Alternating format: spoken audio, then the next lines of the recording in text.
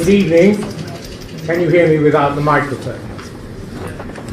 Welcome to this, the second of Law in Context events run by the Inn. Making the Inn, as it was centuries ago, the third university, as it was then called. Although, of course, now, in this particular embodiment, it's the third and public university, because these events, rather at the inspiration of one of our two speakers, Sir Roger Scruton, is not just available to students, barristers, benchers, the people who run the Inn, judges and the like, but also to the public. And the reason for that is that it occurred to us that with the great experience we have in our senior lawyers, judges and the like in the Inn, we should be making available for public discussion legal issues that are contemporary and significant. So that's the background to this, the second of this year's events of this kind. Tonight's is concerned with freedom of speech, and I suppose that's pretty topical, isn't it?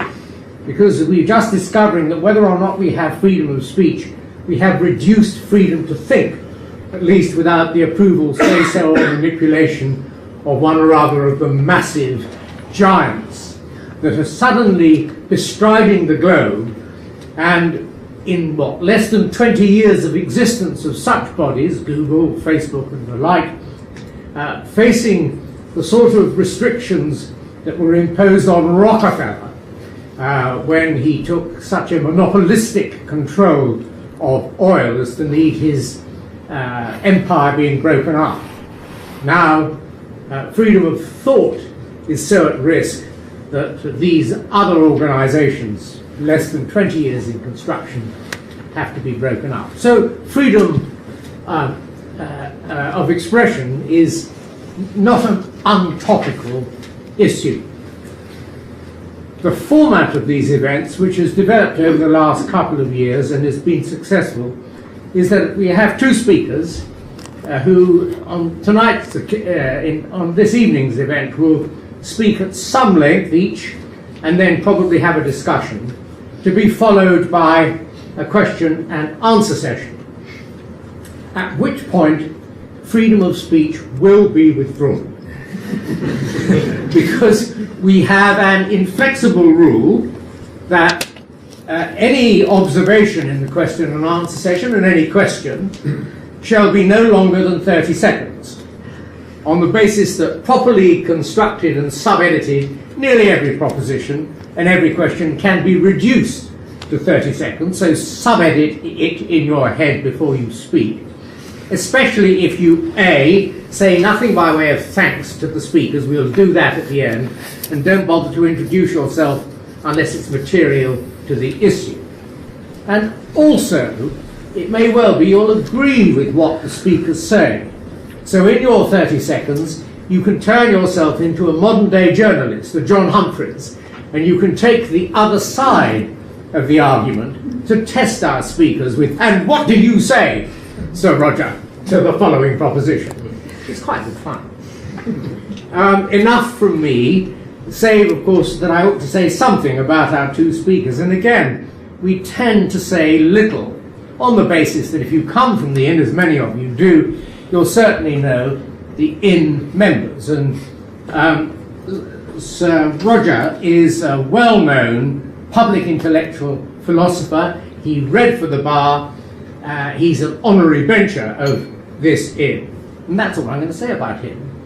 Now, you ought to know that, of course, as you would expect if you come from the Inn, people from the Inn do this sort of thing for love of the Inn or for some other Inn-related purpose. When I come to our second speaker, Timothy Garton Ash, he has no choice but to do it only for love. And that makes him a friend of the Inn, to whom, for tonight's purposes, and generally, we are extremely grateful. But I ought to say a little bit more about him for that reason. He's Professor of European Studies at Oxford University. He's been long associated on both sides of the Atlantic with a freedom of speech program, of which he will no doubt tell you something. Author of very many books, commentator on a weekly basis in the national press, and it so happens that the author of a book, Free Speech, and although this is no book launch, it happens that the paperback books, so available at a very reasonable price, and important to bear this in mind for someone who is here simply for love, available for sale when, after the question and answer session, remember the 30-second rule, will be available for sale in the adjoining room, along with the drinks, the canapé, and the follow-on conversation. Who's going first? Thank you very much.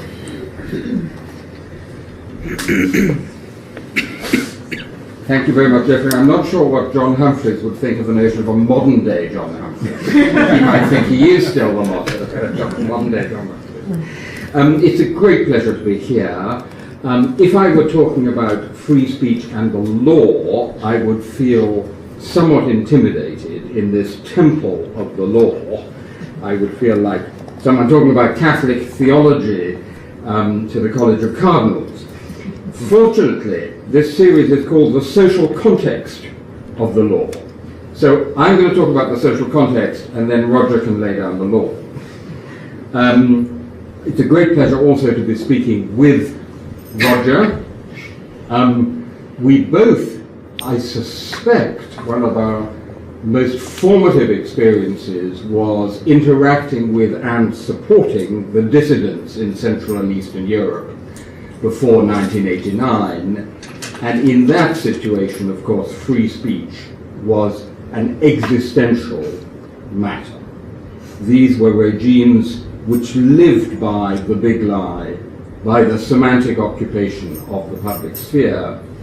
One of my treasured possessions on my downstairs loo wall is one of the last census verdicts delivered in Poland in spring 1989, censoring an article of mine in a Polish journal. A few months later, there was no censorship. So that's an experience we share. And that leads me on to say that the subtitle of this session, which is Free Speech in a Connected World, Old Principles, New Circumstances, is really my starting point. The principles, the basic arguments for free speech are very old ones. Many of them go back to ancient Greece. Most of them are to be found in the great chapter 2 of John Stuart Mill's On Liberty. And I doffed my cap to John Stuart Mill on the way here, because his statue is, of course, just down the road. Rather dyspeptic looking John Stuart Mill, I have to say, but never mind. But the circumstances in which we attempt to realize these principles are utterly transformed. Essentially as a result of two phenomena, mass migration and the internet. We have a situation in which tendentially everybody is becoming neighbors with everybody else. Physically, if you live in a city like London, which has people from every country, culture, and religion, and virtually on the internet. More than 3 billion people now online and going up.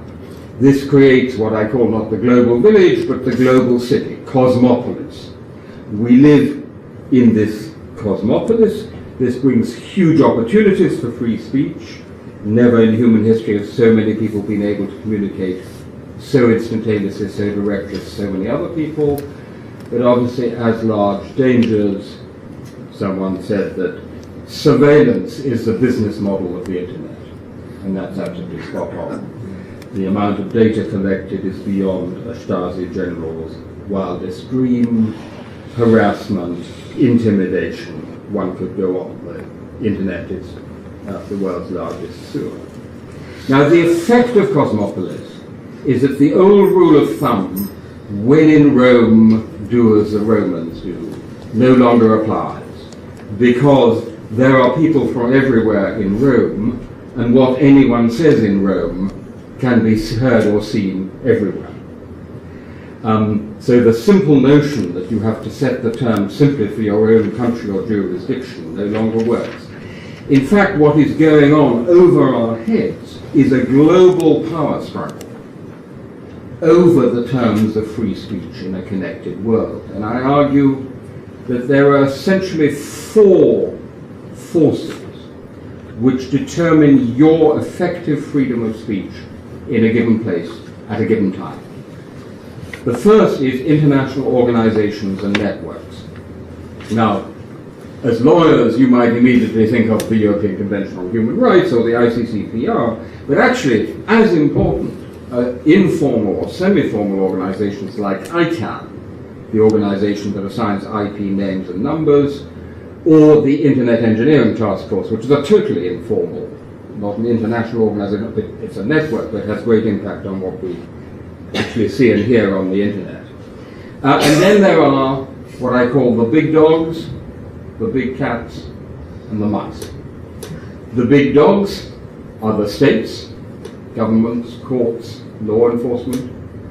The big cats are Google, Facebook, Amazon, Apple, what I call the private superpowers, an extraordinary new kind of actor in international relations. And the decisions they are making, often untransparently, unaccountably, and unappealably, have as significant an impact on what you can see and hear as the policies of most states. And then there are the mice, that's you and me. The citizens, or if we're networked online, the netizens. Of course, in the cyber utopian early years of the internet, in the 1990s, the belief was that the internet would set you free, that actually sovereignty would become irrelevant. Bill Clinton, reflecting this view, said, for China to try to control the internet would be like trying to nail Jello to the wall. And you know what?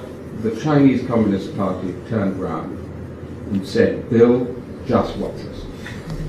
And actually, I would argue over the last 15 years, the Chinese Communist Party has made a pretty effective stab at nailing Jello to the wall. In other words, a determined, powerful authoritarian state can reassert territorial sovereignty over the internet. One of my favorite buildings in Beijing is a building which says over its portal, National Cyberspace Administration of China.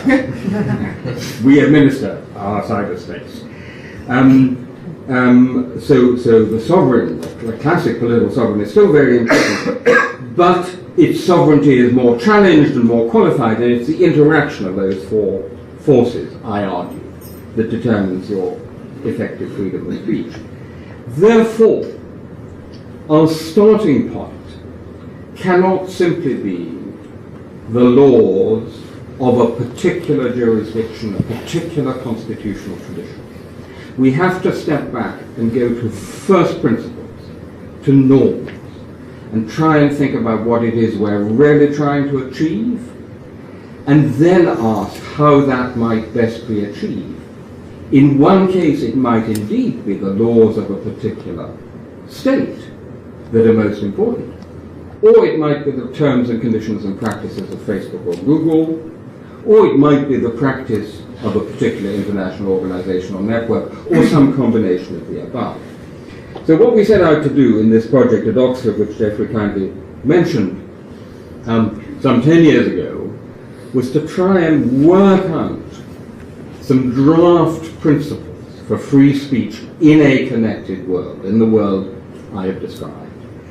And then I went traveling around the world, talking about these principles, listening to other people, getting feedback in India, in China, in Egypt, in Brazil, and elsewhere. We put them online. You can see them there on freespeechdebate.com. They're up there in 13 languages, all the major languages of the internet. More than 80% of internet users would have linguistic access. And the very act of translating them challenges the wording of the principle. Because what we want is to have a genuinely transcultural debate And what you find is that some of the terms that we habitually use simply don't work in the familiar ways. For example, our draft principle on religion, in some other languages, our draft principle on religion is we respect the believer, but not necessarily the content of the belief. You can immediately see the point. Try saying that in Arabic or Urdu or Hindi, and you immediately come across the problem that there is no simple generic word for the believer in any faith or belief system, or none.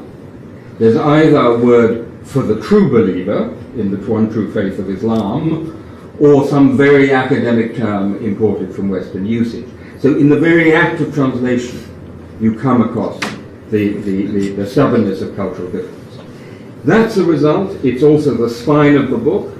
Of course, every principle has to be extremely simply formulated, and therefore I then have long chapters exploring exactly what these means and all the difficulties that arise. Please note that these principles are addressing not one, but two questions.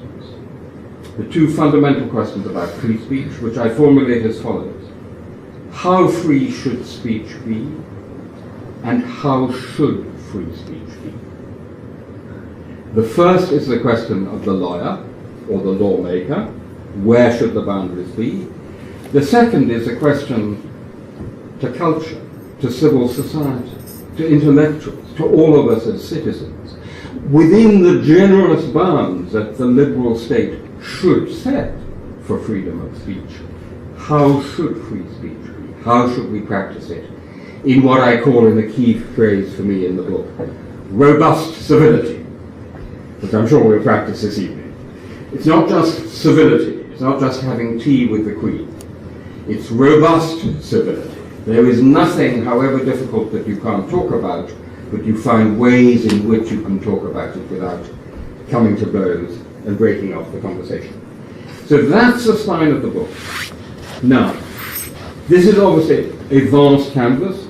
There are many, many things we could have a conversation about in this room. Free speech in universities, now under threat. Media, hate speech, memory laws. I want to spend my last few minutes talking about something which has been in the headlines for the last 10 days. Facebook. This extraordinary private superpower, which if it were a country would be the largest country on earth. More than 2 billion regular monthly users. I've spent a lot of my time recently studying Facebook. If we study France, why not study Facebook? They invited me out for 3 days in January to have a look under the bonnet at how they actually establish their community standards, their editorial standards, how they make the decisions about taking down or leaving out, what the process is. It's an extraordinary experience. It's in effect making a kind of private jurisprudence for 2 billion people. My favorite moment in this 3-day meeting was when someone was telling us about the user experience of Facebook. And he said, you know, many of us are most concerned about some problems that Facebook can't address. And so I said, well, can you give me an example? And there was a pause. And then he said, death. Facebook hasn't yet come up with a fix for death. They're working on it, but not yet. Now, the context in which I want to put this very quickly is this. In that global power struggle about free speech, essentially there are 3 giant political norm setters. They are China, Europe, and the United States. China establishing a norm of information sovereignty, as they say explicitly, which has enormous traction, not just because of growing Chinese power, but also because actually information sovereignty is attractive to a lot of countries around the world. India, Brazil, not all dictatorships.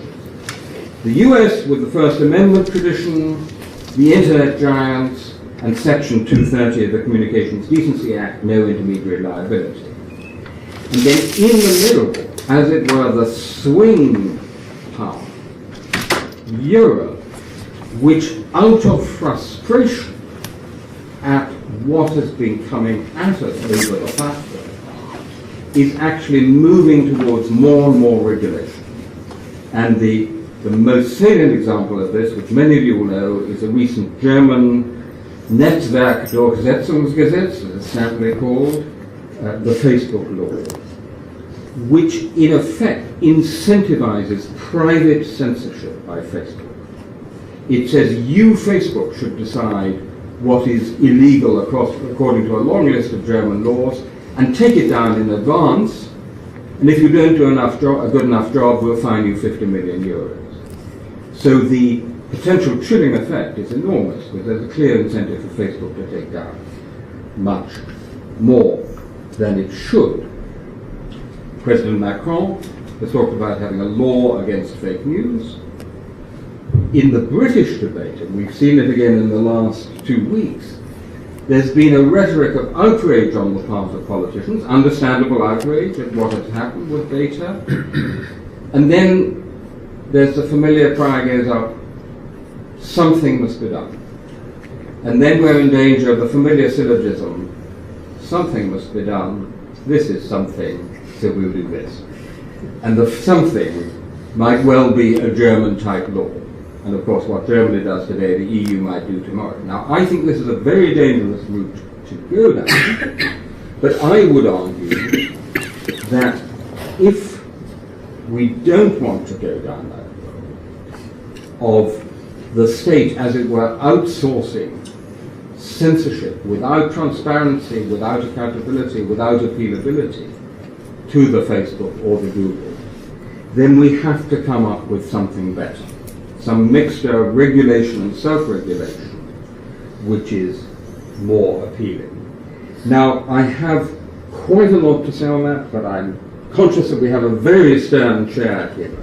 So I will simply whiz through a list of some of the issues which would have to be addressed for an effective mixture of regulation and self-regulation. Then I'll sit down and we'll get into a conversation. First of all, absolutely for regulation, the issue of monopoly. Due to network effects, these are at the moment near monopolies.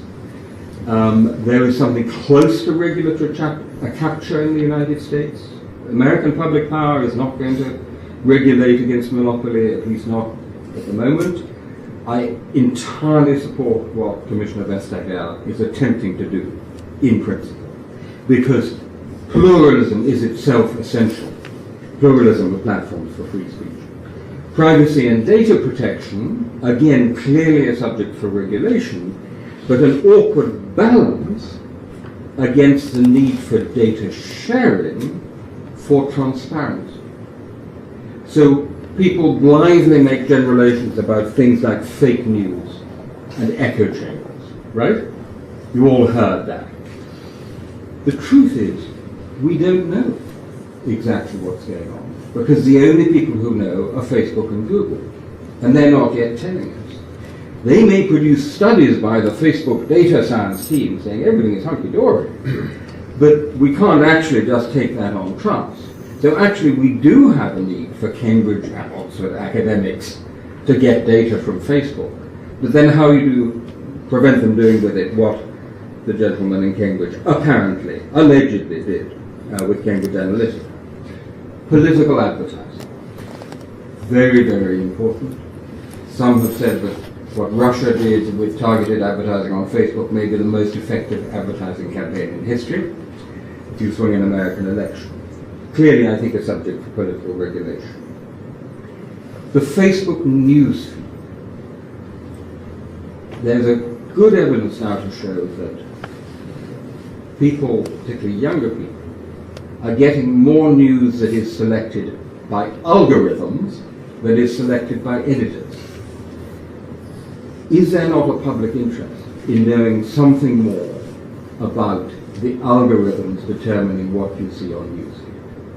We do know from good studies that misinformation is as likely to go viral online as true information. We know that because the algorithms privilege engagement. And misinformation is sexy, it's interesting. The Pope backs Donald Trump is interesting. Hillary Clinton ate my cat is interesting. It gets more engagement, right? Does it give a sufficient diversity of news, or is it strengthening the echo chamber effect? So what would transparency of algorithms look like? Is there some sort of public interest accountability for what the algorithm delivers in terms of news? Then you have the whole area of hate speech, dangerous speech, the community standards, how they're implemented, is there an appeal procedure? One of the interesting things the German law suggests is an independent, industry-wide, self-regulatory body. Great idea, very attractive idea. But then, where would that be? Would it just be a German industry-wide self-regulatory body, and there'd be a French one, and a Liechtenstein one, and a Belgian one, or would it be EU-wide? Or how do you have an industry-wide self-regulatory body for a global platform with 2 billion users? Is Facebook right to conceptualize its community as a single global community, therefore not taking account of global cultural difference? What about the real name policy? Yes, much of the hate speech online is anonymous, but if you're a dissident, like the ones Roger and I knew in Czechoslovakia and Poland in the 1980s, today in China or in Russia, anonymity is your lifeline. If you use your real name, you're not going to remain free for long. So there are multiple questions that actually unfold around the question of what should we do about Facebook from the point of view of free speech. And then finally, if we have developed an understanding of what it is that Facebook should do in the public interest, is that still compatible with the public interest, with their business model, or not? Can they go on making sufficient money from advertising while still doing all those things that we think they should do in the public interest? Anyway, that's what I wanted to say in introduction. It's been something of a reduced Shakespeare company, I'm afraid, but I wanted to lay out that agenda before you. My own view is that this is one area where we have to work very hard to come up with a model which does not depend on over-regulation, on too much state control of speech online, as the German law does. But in order to see off that challenge, and by the way, please note that within 6 months, Vladimir Putin had copied the German Facebook law. He'd written a Russian law which is very, very similar. In other words, authoritarian rulers everywhere would like nothing better than us to adopt those kind of laws, because that's exactly what they want to do. So we need to come up with an alternative, and I hope in this conversation we can explore what it will be. Thank you very much.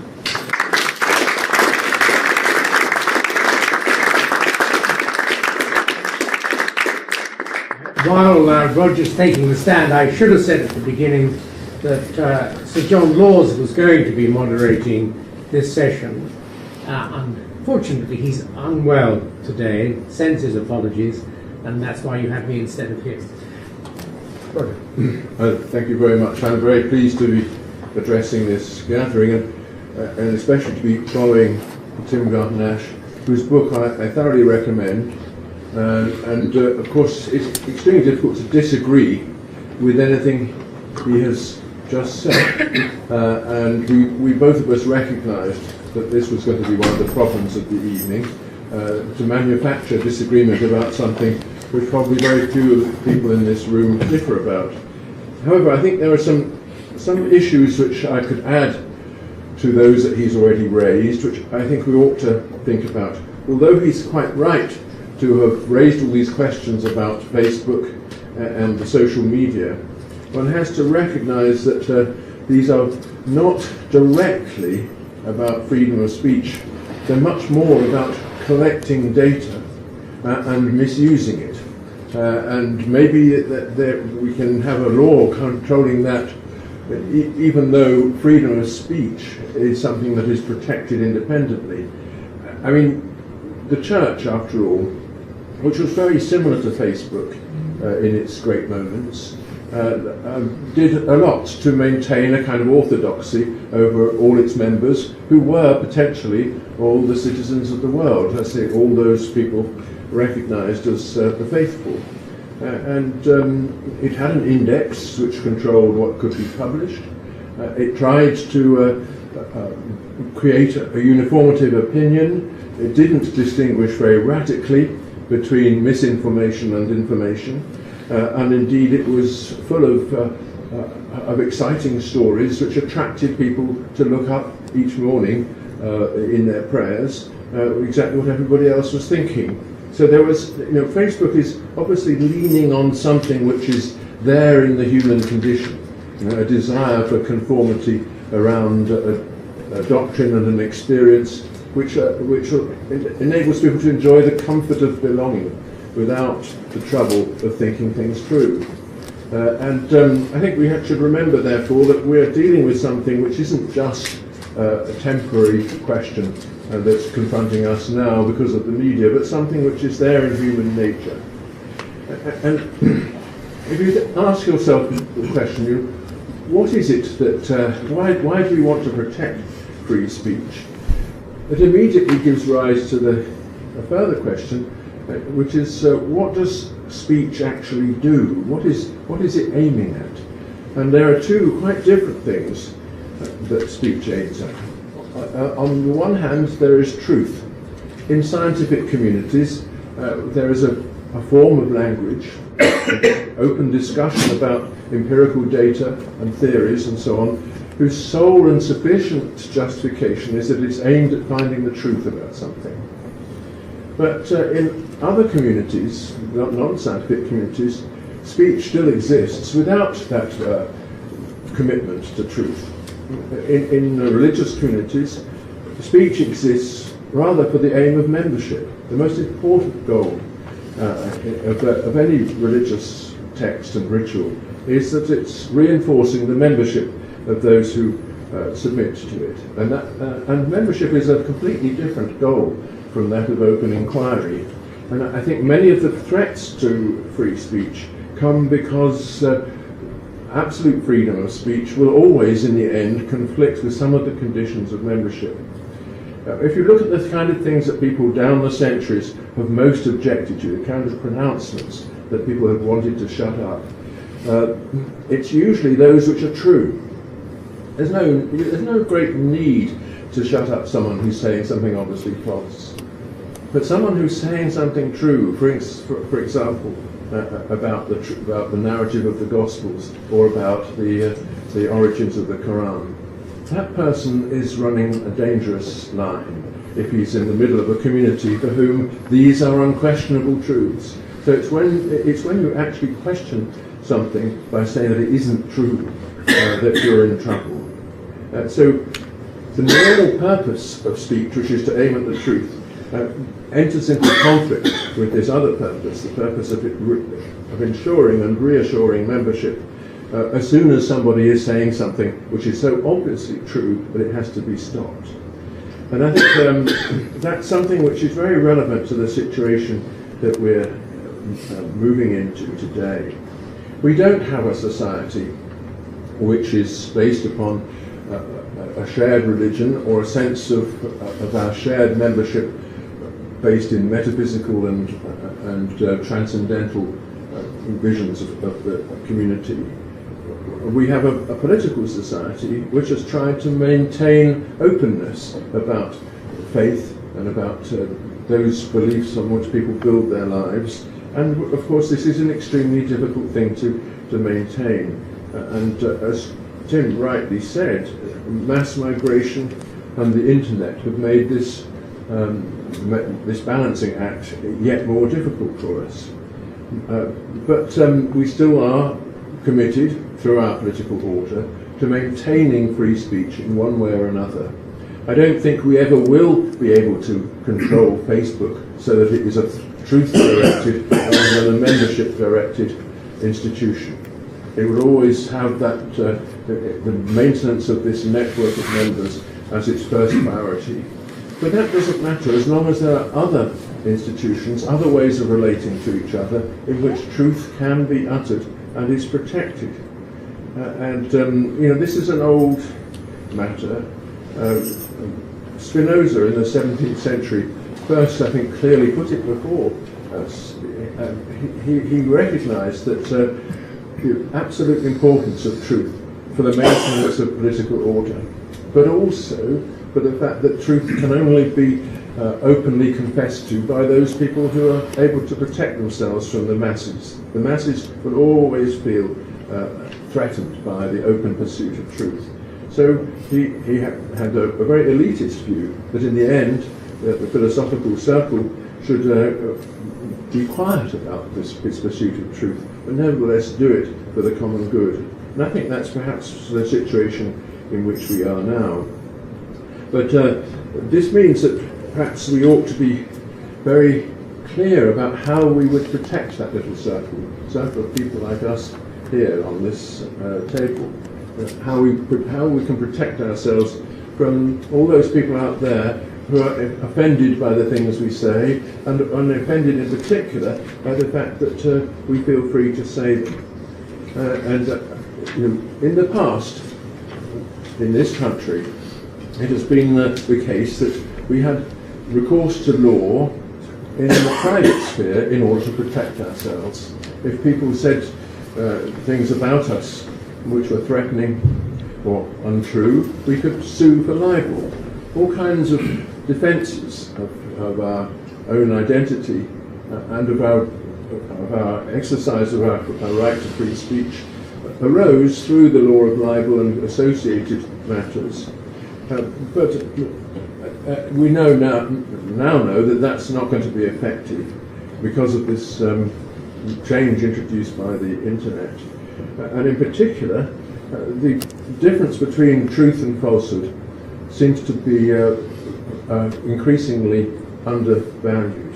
In fact, if you think of recent events involving Russian diplomacy, we recognize that we really are living in a post-truth society, one in which the distinction between true and false is much less important than the distinction between who has the power and who doesn't. And so, in those circumstances, it's very hard to think how we would protect ourselves as people who want to think in a free and open way devoted to truth alone.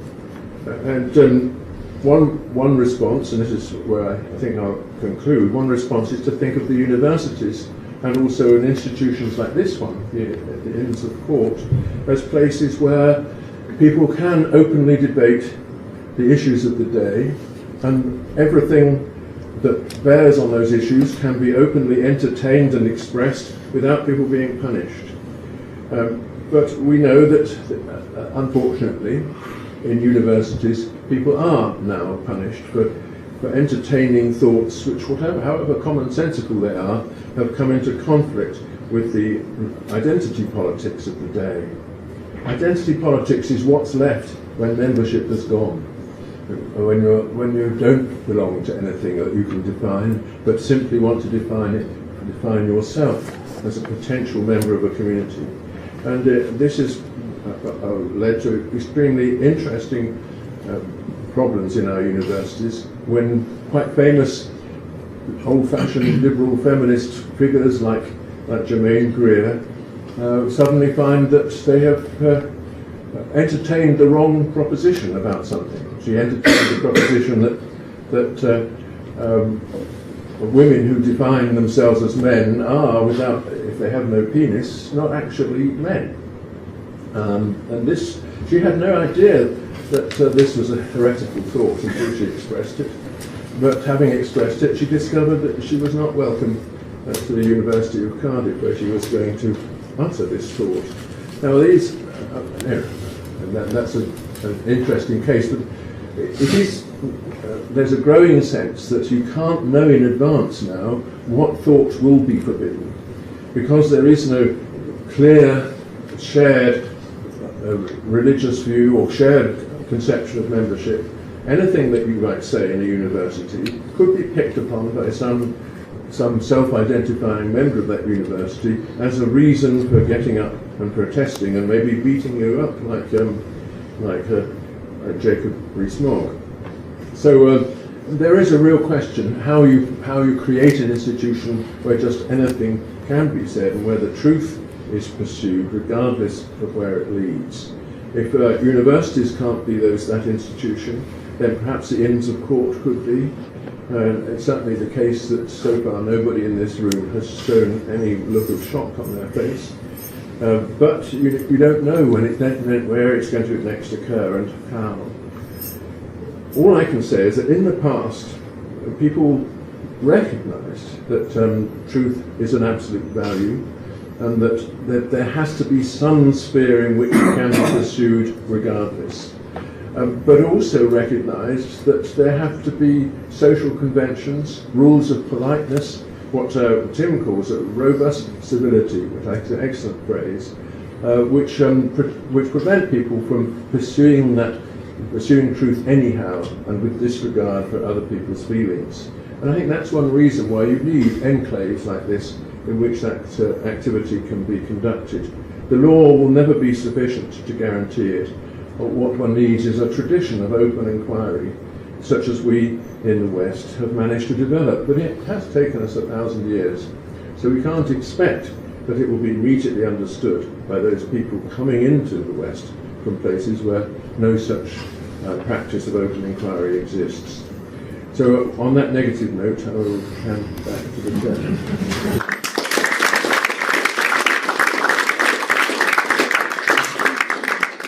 Before we open it up to questions from the floor, does either of you have anything you want to comment on each other's contributions? I would love, if I may, to respond to Roger with 3 quick comments. The first is, I myself am a skeptic about the term post-truth, because it somehow implies that we're emerging from a golden age in which the crystalline pure water of truth flowed unceasingly from the lips of politicians and journalists and Walter Cronkite. And that doesn't seem to me, I don't think there ever was, there was no such golden age. I think truth is to put it too high, but I think post-fact is a more helpful term. Secondly, you sort of said en passant that maybe Facebook is more an issue about data and privacy.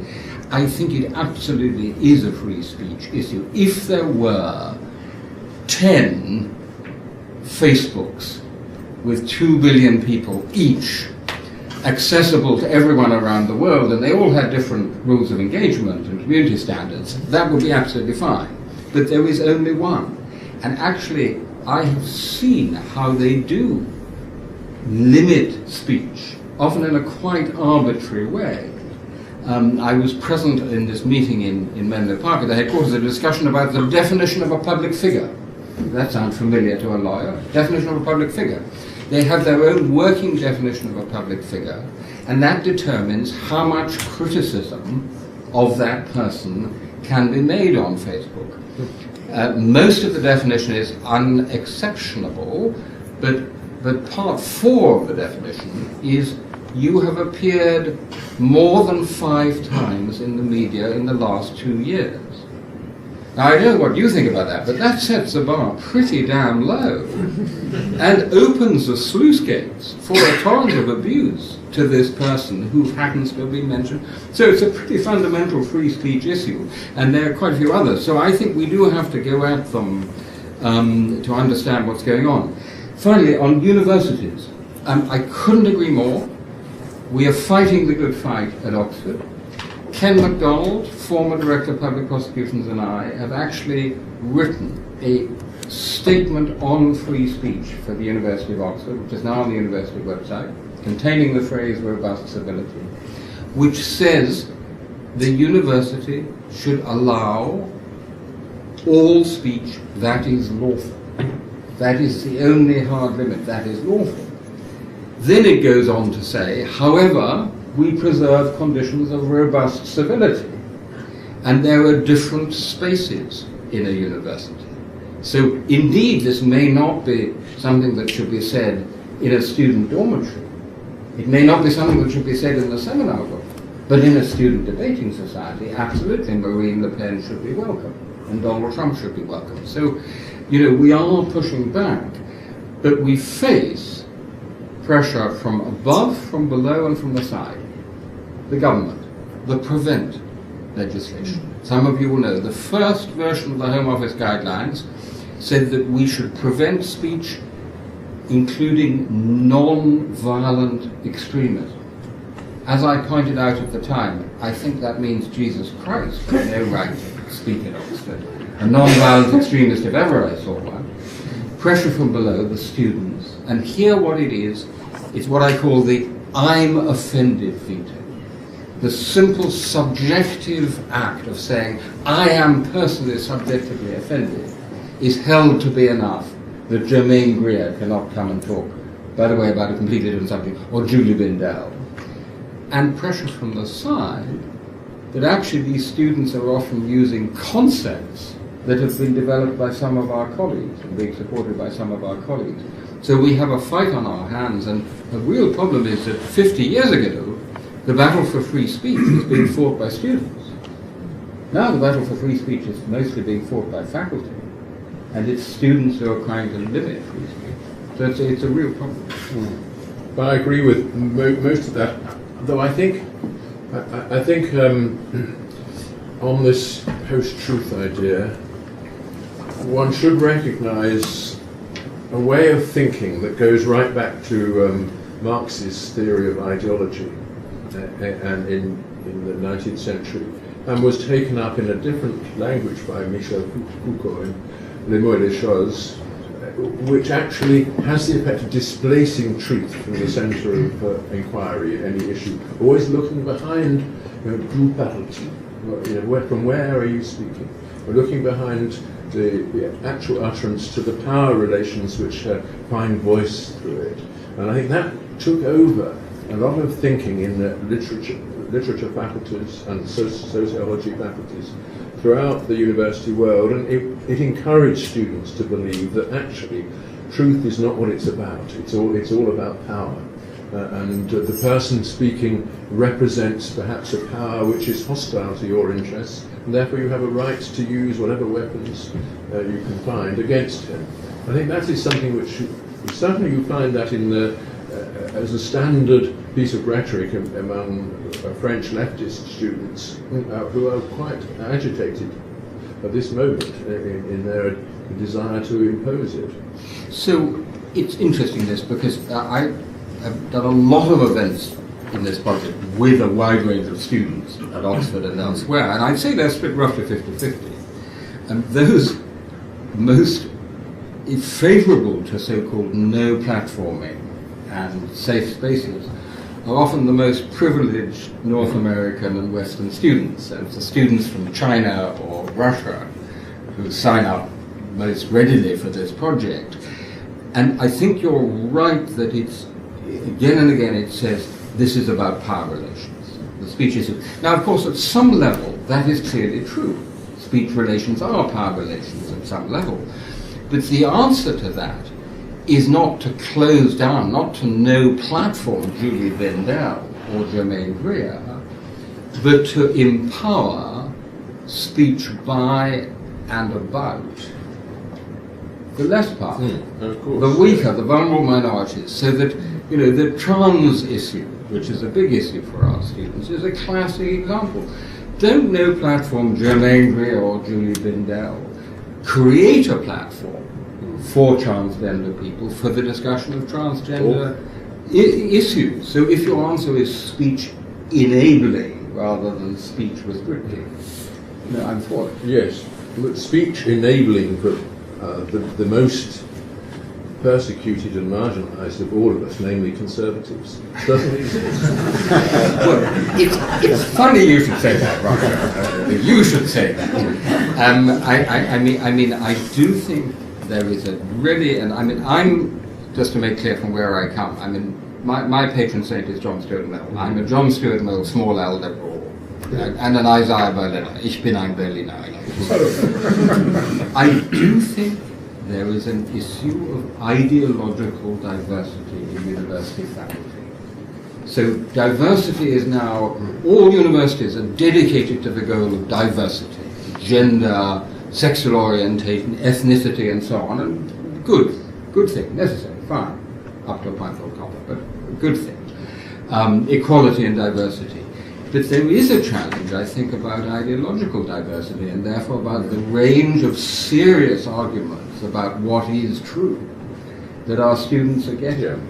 Yeah, I mean, it's essentially, in my experience, all opinions are welcome except Scruton's.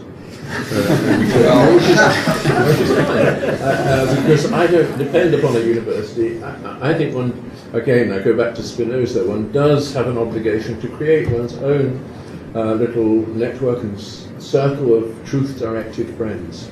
And forget but the about danger others. there is the echo chamber, isn't it? Of course, that's all true. But, you know, I go through my days avoiding people who look at Facebook. I'm not really so interested in what things they're looking at.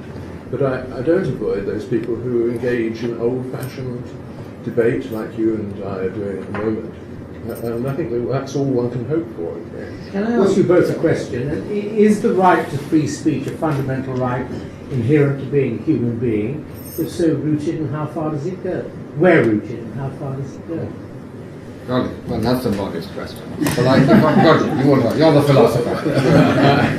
It is, of course, guaranteed by the First Amendment to the American Constitution, and there it was thought to be part of that general conception of the rights of man, which was being instigated at that moment by the Constitution.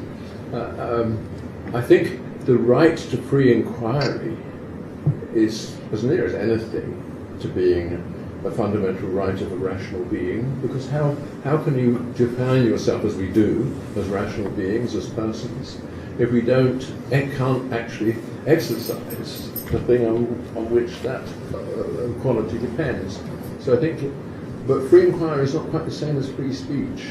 Free speech is going public with your opinion about how awful everybody is.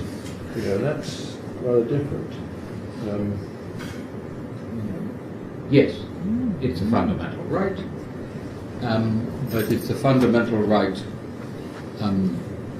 that is clearly not unlimited. That's a canard to believe that we say that is to say, free speech does not mean that everyone has the right to say whatever they like about everything in any How given can it be situation. fundamental if it's limited? Well, it's limited by the harm principle, by the question whether there is a greater harm that is caused by this speech, and then we get into the question of defining harm. But just on the purposes, if I may, I think next to truth, which Roger has talked about, there is the purpose of good government, which is the original argument for free speech in ancient Athens, paresia and isegoria. We need to hear all the arguments and all the available facts in order to govern ourselves well. And I also think there's a fundamental argument for self-expression or self-realization. And I illustrate this in the book by a great song by Nina Simone, which I commend to all of you. I wish I could know how it feels to be free. This is a song she sings when the South of the United States is still segregated. She's an African-American woman. I wish you could know how it feels. I wish I could know how it feels to be free. And it contains a great line. I wish you could know what it means to be me. And that makes the case for free speech in a nutshell. How can we be ourselves and be understood by others and therefore live together well in a free and diverse society unless you can know what it means to be me? Easy. My second and last question before throwing it open. A sense personal, I think both of you had experience of the Eastern Europe before the wall came down. Was there anything in that experience that probably no one else has that has formed your present view that you think you'd like to tell us about?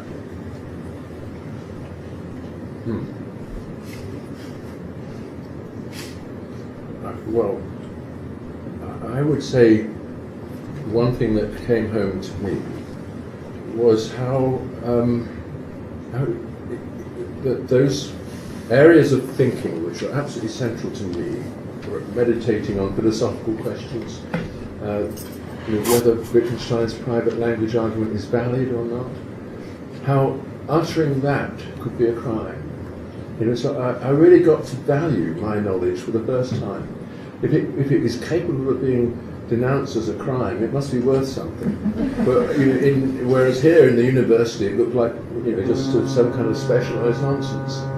So that was really quite useful for me. Solzhenitsyn's Nobel Prize lecture is built around the Russian proverb, "One word of truth outweighs the whole world." And the experience of totalitarianism and then of the collapse of totalitarianism in 1989 is in a sense precisely that. It's no accident that in the Velvet Revolution in Prague, our mutual friend Václav Havel spoke from the balcony of a newspaper called Svobodne Slovo, the free word. And as soon as people were able to speak the truth freely, this regime, which was built on lies, collapsed almost magically in front of our eyes. So I think for me, Geoffrey, that was the lesson, just how important it is to an open society and a free society to have that freedom, because a dictatorship can't coexist with it. Thank you very much. I think we've got a roving mic, and I think it may be the event is being recorded, so if you wouldn't mind waiting for the roving mic, just wait for the mic though, if it can come. If it can't, there we go. Thank you, Henry. If you say that the limit to free speech should be what is unlawful, then the courts can deal with it, so there is a remedy. But free speech may cause offence outside the law, so how do you deal with that? What organisation will restrain the statements of free speech that cause offence that are not necessarily outside the law? Well, is there any limit that can be imposed upon a wider description of what is desirable and not desirable in the way of free speech? Well, first of all, of course, when I said the limit is set by what is lawful, you then have to ask what is behind the determination of what is or is not lawful. So that was in the context of the university, and there I would go to Mill's harm principle. Secondly, I think it is enormously important to hold the line between harm and offence.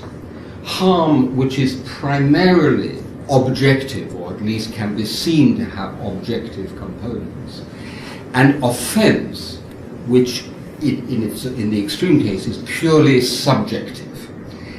And there I think it's our business in civil society, in a civilized society, to find good manners, rules of behavior, community standards, which protect against reasonable offence.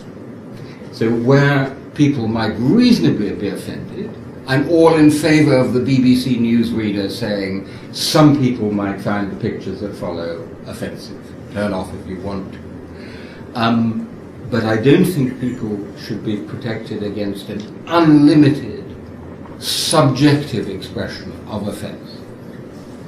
Yeah, I agree with that. I think we were brought up to in a culture which warned us against giving offence, and we were told to acquire the ability not to give offence. That was part of our education. Now, so many young people are brought up with the art of taking offence. That's what gender studies is all about. Learning how to take offence at a pronoun, or whatever it is, so that you daren't speak openly anymore about the issues of the day, because somebody will say, as Tim said earlier, I'm offended by this. And I think one needs to. It is not the law that defines offence in this matter. The law has other concerns, like violence and, as he says, harm, but it doesn't, as far as I know, it's never tried to define what an offence is. So you can't limit free speech effectively if it is lawful, or if it's unlawful and can be dealt with the courts, because there is no way, no effective way of disciplining people from causing offence, particularly if there's a clash of cultures, for example. We say some aspects of Sharia law causes offence to us, but it doesn't cause offence to another culture.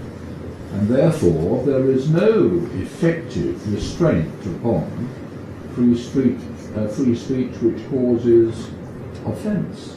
Let's see what another question raises.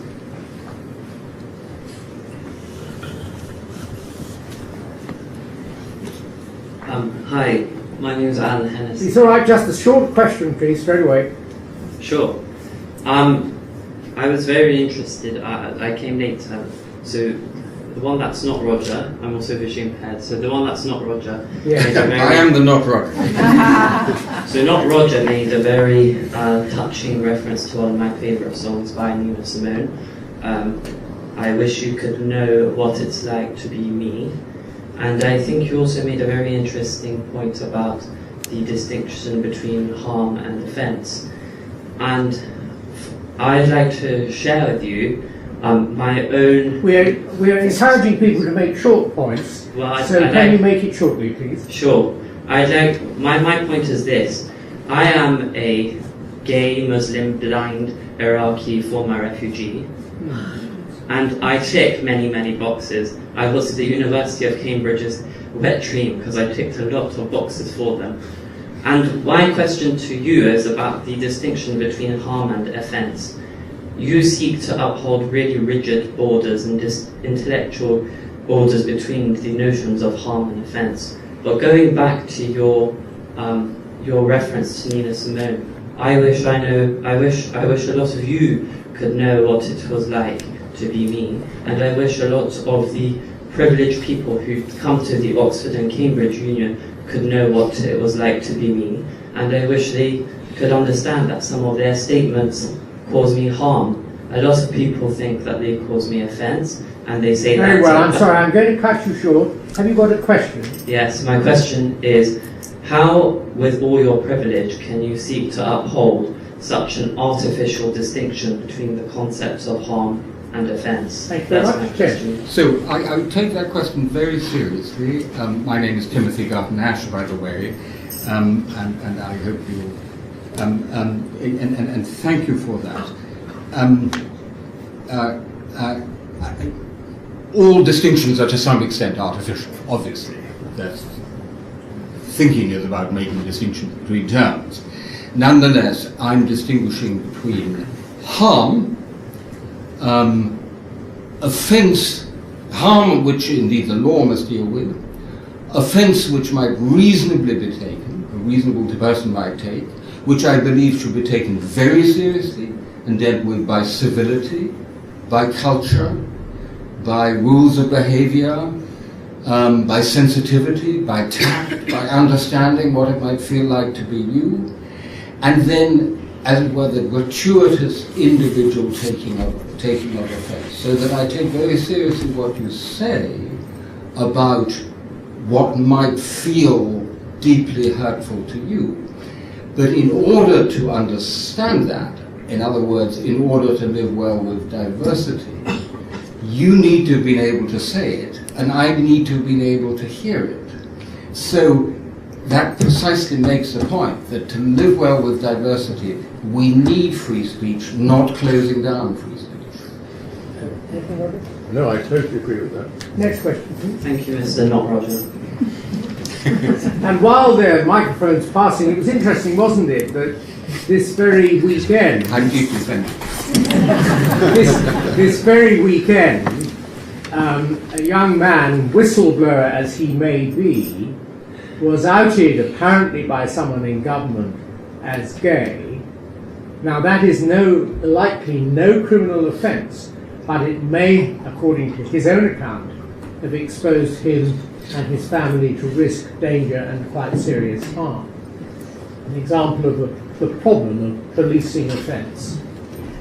My question is thinking in the context of no platforming in universities, whether in freedom of expression you also broaden that to have a scope such that it incorporates a right also to be heard or listened to.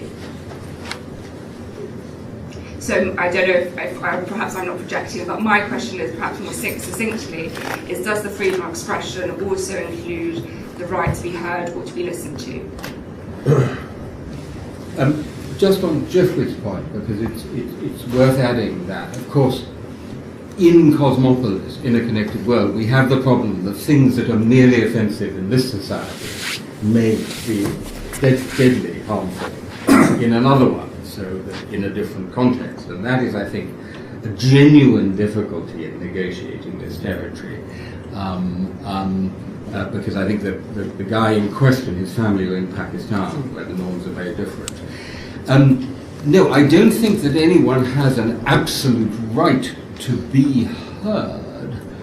I do think two things. Number one, that the right to free speech has always to be construed as a right of the speaker and a right of the listener. And in each case, it is a right to speak or not to speak, and to hear or not to hear. So in an ideal world of free speech, you have the right to say it or not to say it, and I have the right to hear it or not to hear it. However, clearly, if you have absolutely no access to the media, you come from a particular group, like say the Sinti and Roma in parts of southeastern Europe, one of the worst treated minorities in Europe, who have virtually no access to media, who are only represented in highly prejudicial terms in most of the media in Eastern Europe, then that is a genuine free speech problem. So that I think the significant groups and voices in a society should be represented in the media in that society. I would just add that this is one reason why universities exist. I assume that if you can speak in a university, someone can take up your interests and utter them there, and they will get discussion, and you can begin the question of remedying the kind of defects that you just referred to. But there must be some place where free speech can begin, if it is to reach the people who are going to benefit from it. And I think that's something that we are seeing in danger. Can I just add one word to that, which is, if it is true that there's a strong echo chamber effect on the internet, so people are listening and hearing only like-minded people, since every childhood is in its nature something of an echo chamber, however hospitable and Catholic the tastes of your parents, the school and the university is actually the one place in your journey from the echo chamber of childhood to the echo chamber of the internet, where you can be exposed to a wide range of views and hear those views robustly questioned. So actually the role of the university becomes even more important in the world of the internet. Before we pass to one of the next questions, will the last question offer in a sentence how you might enforce the right to be heard if it was your suggestion that you should be able to? No, I don't think it was my suggestion. It was just a question. Thank you. Yeah. Next question over here. Thank you. Factual question. How do the Facebook algorithms cope with people who interact with Facebook in other languages? And does that have implications for their freedom relative to the freedom of Anglophons? So they have, you mean people interacting in Chinese with other people in Chinese? On Facebook, in Arabic, in French, in So Spanish. it's an excellent question. They have, I think 40 basically language-based editorial / review, content review teams. But what we saw in Burma, Myanmar, is because they didn't have anybody speaking Burmese, let alone some of the minority languages, actually there was a wave not just of hate speech, but of what I call dangerous speech, genuinely danger to life and limb, against the Rohingya, which was a prelude to ethnic cleansing, which they initially completely failed to pick up. So there are two issues there. One is the linguistic and cultural competence of their reviewers, of whom there are now about 8,000, 9,000. Is that a lot for 2 billion people, or little? I think maybe a little. The other question is the reporting-based model.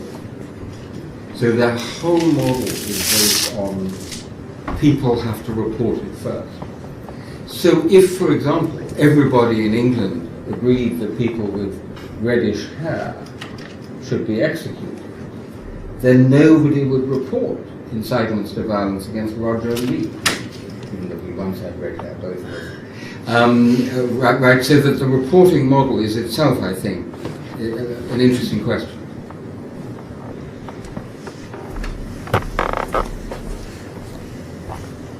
In the microphone, go to Master Sheen. Would you accept that there is currently a we currently self-censor ourselves on the internet due to the lack of clarity and openness of mass data retention and obtaining by the likes of GCHQ, and our risk of privacy? And we have to address that question before we can actually address the question of free speech on the internet. Address privacy and our risk of privacy. So I think it's a great question, because of course in much of the free speech literature, First Amendment literature, there's some sort of a balancing act between privacy and free speech, right? I argue that privacy is a precondition for free speech, because after all, the point about living in East Germany was if you didn't know who was listening, you wouldn't say what you thought if you thought the Stasi was listening. And so I think the data protection and privacy concern about Facebook is itself also a free speech issue.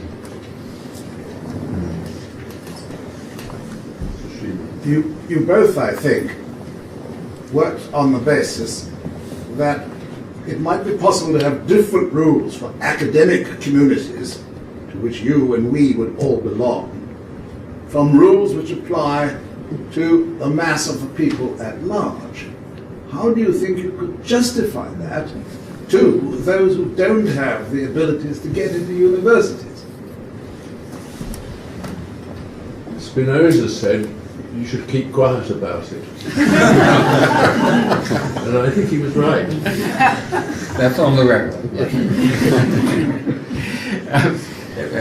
That's hard to beat, but I see absolutely no contradiction whatsoever between these two things. I mean, we all have to abide by the law in the given place, but within the law, free speech positively requires different communities with different rules and conventions, because we are all hypocrites, and we do all say different things to different people, whisper it not.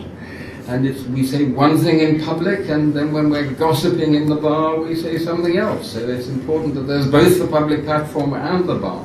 So I think having multiple different communities with slightly different conventions is actually essential to an open society. Any more questions? 1, 2, 3. We'll take those 3 questions and then we'll call it a day. On the relationship between causing offense and being open to other viewpoints, is there not, and I'm not talking extreme examples, but is there not a sort of mistaking causing offense for hearing a viewpoint that you don't agree with? So, for example, in the United States, where I'm from, especially in the run-up to the last election, anyone who had a viewpoint other than yours, you would be offended by, and people in my family who were of one persuasion would not even want to hear arguments of the other persuasion, even if they weren't, inherently racist or horrible in any kind of way. So my question is, how can we transcend that? And is social media making that worse in the sense that we're in our echo chambers and there's really a lack of open inquiry into hearing other viewpoints and considering them and learning from them and trying to find truth by discussion as opposed to just yelling your points of view at each other and hoping that you win at the end of the day?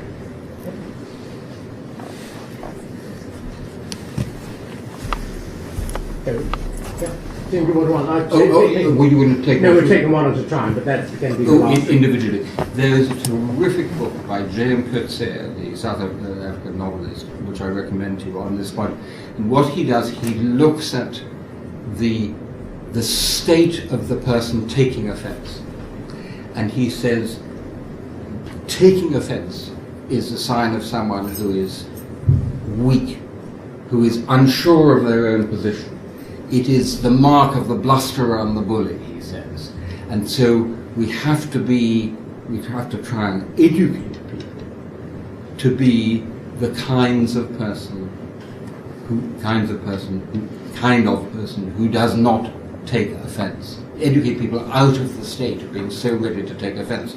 And the classic example of that is, of course, Nelson Mandela. You know, he didn't take offence. He didn't consider his dignity was compromised by being locked up on Robben Island for all those years. He knew it was the jailer's dignity that was compromised by that. Really just building on the last question, in that, to what extent is it an integral part of the freedom, the right to freedom of speech? To what extent is it an integral part of that right to not only have the ability to challenge someone or have that view challenged, but actually to have an opposing view presented? And if it is part of that right, to what extent should we be forced to be free? And in the context of Facebook, should part of that regulation, which may be enforced, come in the form of forcing opposing views to be considered? Well, the classic on that, as you probably know, is Chapter 2 of John Stuart Mill's On Liberty, where he says that even if a truth is held without being challenged, it is held in the manner of a prejudice, he says. And truth goes to sleep at the sentry box unless it's been put on its guard, so that it needs to be challenged even by counter-prevailing views which are partly false or even wholly false. So that's absolutely essential. And just to connect to what Roger said about the university, I mean, I have to say, I think it's not only Scruton who is not welcomed in the university, and you've been welcomed in a few universities, that I do think there is a problem about the, as it were, ideological diversity of views that we are getting in our universities at the moment. I think that's a genuine concern. Yes, I think though you can open the space to opponents of established views in the university, but you might not actually find any opponent to step forward and utter them. That's the problem. So I think there are views which are deeply entrenched in the university culture. For instance, the belief in the equality of all humans, political, social, etc., which nobody will challenge, not because it's too dangerous, but because it's not occurred to them that this is a piece of nonsense. And somebody might suddenly step in with that challenge, and all you can say is that there's an obligation to create space for that person, but not actually to go out and find him. Maybe you never will. And I think that's the BBC has this problem, because in every issue it has to try and find the other side. You've got the mathematician giving you the proof that 2 + 2 = 4 from Prager's Foundations onwards. And they haven't yet found the person to come on the BBC and say that 2 + 2 = 5. But you often feel that they're going in that direction, and that is hardly to benefit free speech, I would say. The last question, I think, over there, and then...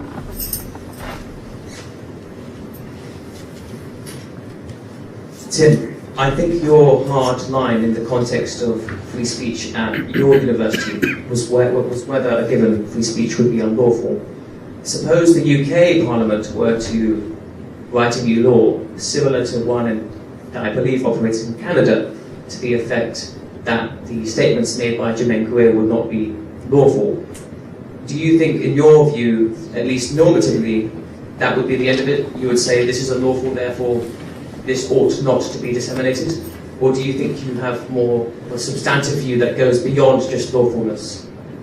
A great question to end on, and I have a two-part answer to that. The first part is that I think that